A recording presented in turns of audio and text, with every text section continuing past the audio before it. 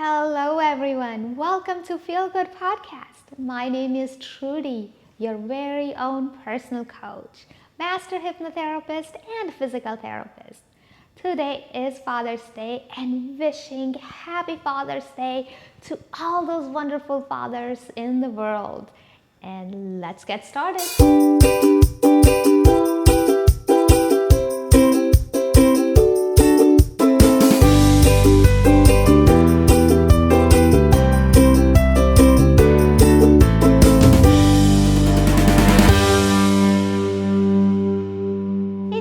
Episode, we're going to talk about how to design your life by learning experiences from COVID-19. We know that it hasn't been easy sailing in the last few months. We also know that life will become close to normal in a year or so, and in 10 years this might become a faint memory. However, we know that the loss has been real. We felt the pain. We have felt what it takes to go through this experience.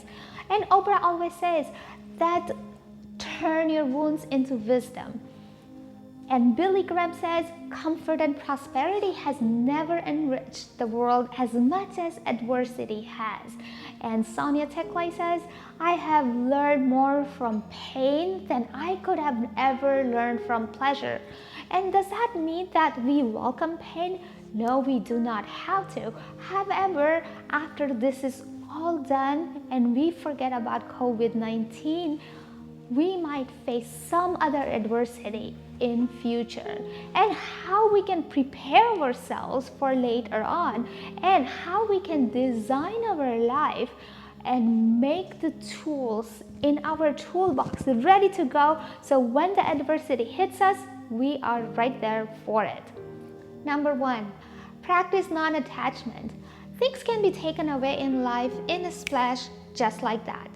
And we have experienced that. Things were taken away from our lives and it was very painful and it's very devastating. However, when we practice non-attachment, it really doesn't hurt us as much because we are not fearful of losing it. Does that mean that we don't have to enjoy it? We don't have to like it?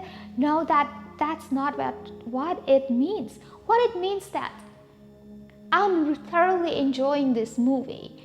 I really like it. However, if I don't get a chance to watch that movie, I am not bending over backwards and crying about it. That's called non-attachment. So by not me getting attached to worldly possessions, it keeps me free rather than me being fearful of losing it.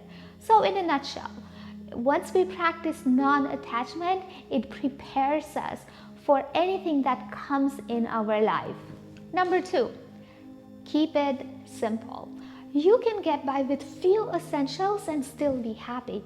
I'll give you an example. Before COVID-19, we used to enjoy traveling and eating out and dining out a couple times a week, and that was our family tradition. We loved it and we got a lot of joy and happiness out of it. However, because of COVID-19, we can't really go out and it was very unpleasant. So we created a new ritual. A couple times a week, we'll make special family meals and we will eat and dine like we're eating outside. And the joy was exactly same as when we were eating out. And we also made another ritual. We started playing cards that we did not used to enjoy before. We assigned a different meaning. We kept it very simple. However, we still created a routine that we really enjoyed.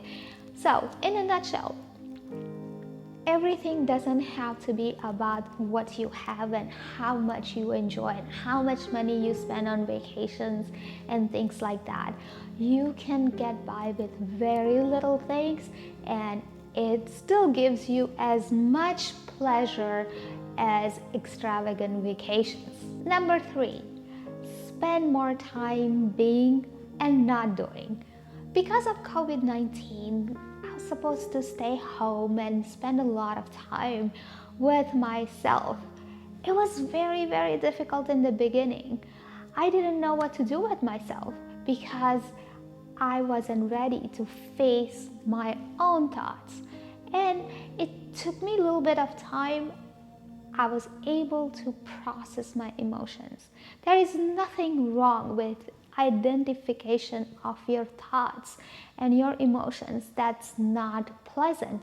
And as soon as I dealt with them accordingly, I noticed those emotions started to go down slowly.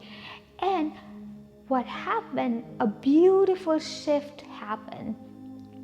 I was able to become more productive. I was able to achieve a whole lot more in such a short time because I wasn't spending too much time attending to my negative emotions. So a new lesson that derived from this is that I have to spend more time in my own self instead of going after my negative emotions. Number 4, learning a new skill is not as hard as I thought it was. About a year ago, I had a plan to start my business. I had all the resources together. I gathered all of my skills and made a list. However, there was one most important thing that I was missing. That was my own conviction and my efforts. But because I was with my own self during COVID-19, I gathered myself and put all of my own self into my business. I actually surprised myself and I outperformed my own expectations. So the take-home message is that if you really want to do something, gathering your resources and what you really need to do is one part of the puzzle. However, giving your 100% to that problem will give you the success. And you can learn the skill. It's not as hard as you think it could be. So I gathered 4 design tools in my toolbox. Number 1, practice non-attachment. Number 2, keep it simple.